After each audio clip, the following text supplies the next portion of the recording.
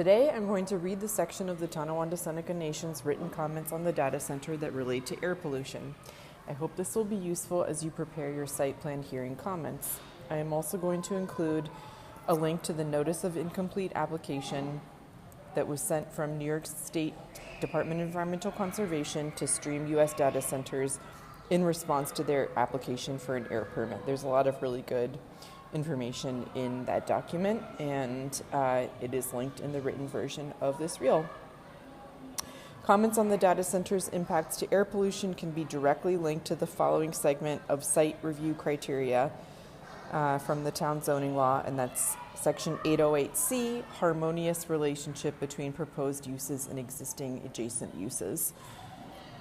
From my perspective, the increased emissions from the proposed data center would not promote a, quote, harmonious relationship with the existing adjacent uses of residences, the Tonawanda-Seneca Nation, and the extensive nearby public protected areas. And here I'm going to start reading from Section E of the nation's comments on air pollution. As a threshold matter, the stream submission lacks critical information related to air emissions.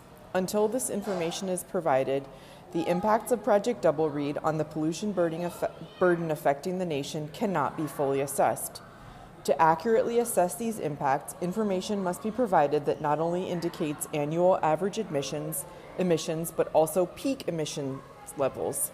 Details regarding what the 200-plus structures shown in the site plan application within the designated, quote, gen yard are, and whether they have the potential to emit air pollution.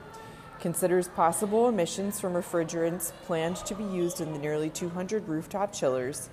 Considers construction-specific emissions. Includes information regarding prevailing wind direction and wind speed at point of measure, and more, as discussed below. An editorial note, that's a long sentence, so I encourage you to look at the written version.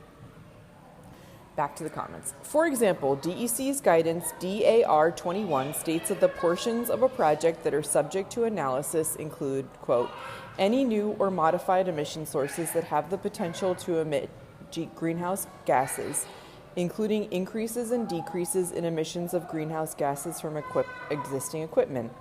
In addition, the scope of the analysis includes any upstream, downstream, and indirect greenhouse gas emissions known to be attributable to the project, including upstream out-of-state emissions from fossil fuel production, transmission, and imported electricity, end quote. Under Section 7.2 of the CLCPA and CP 49, in considering issuing any permit, DEC is also required to consider the effect of the project, which includes the impact of the 500 megawatts of power required by Double Read, and not just the greenhouse gas emissions produced by its backup generators, on the state's ability to meet its climate goals. Yet Stream's analysis lacks any consideration of the source of that 500 megawatts or the effect it will have on other utility customers.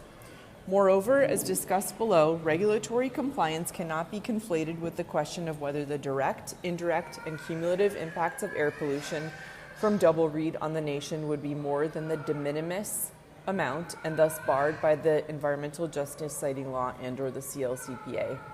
More information and analysis are needed. Section 1, refrigerants. Stream seeker application lacks information about the potential air pollution impacts of the refrigerants used in Double Read's rooftop chillers.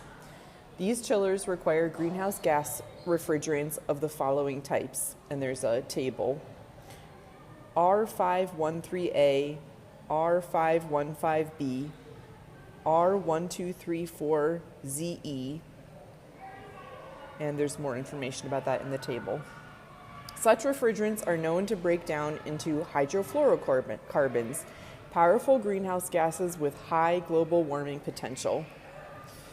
According to experts, quote, in the event of a leak, the PFAS refrigerants vaporize. At least one company, Excelsius, is promoting cooling systems based upon low GWP fluorinated gases, arguing that trifluoroacetic acid is not a health hazard.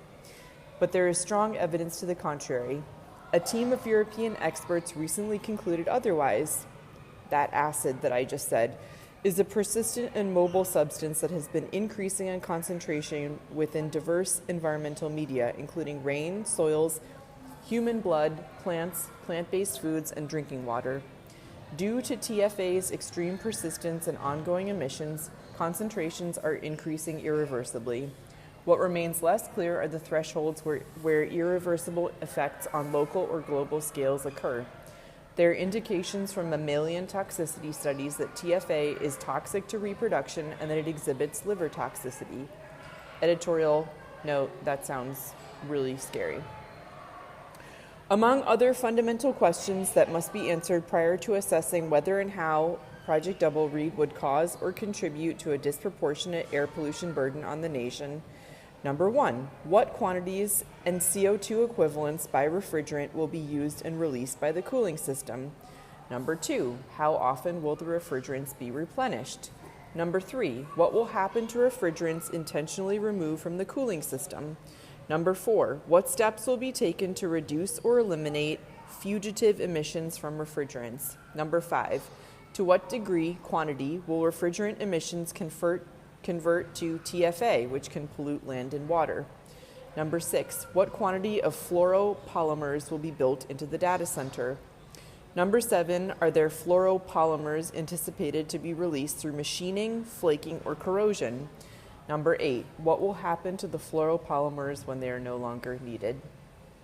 And I am going to pause there for today and pick up tomorrow with